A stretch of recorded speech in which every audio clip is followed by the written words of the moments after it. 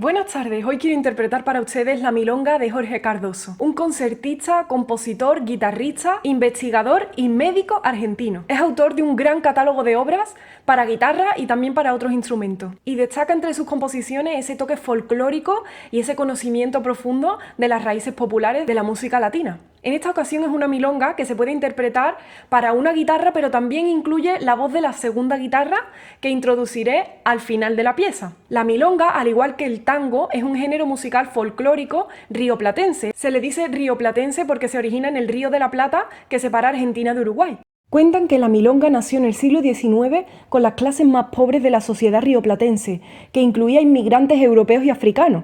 Ellos añadieron el ritmo del candombe que trajeron los africanos a América, ritmos indios, la guitarra de colonos españoles y la habanera cubana. Al principio solo se cantaba, pero luego añadieron coreografía y fue considerado un baile muy vulgar por el alto componente sensual.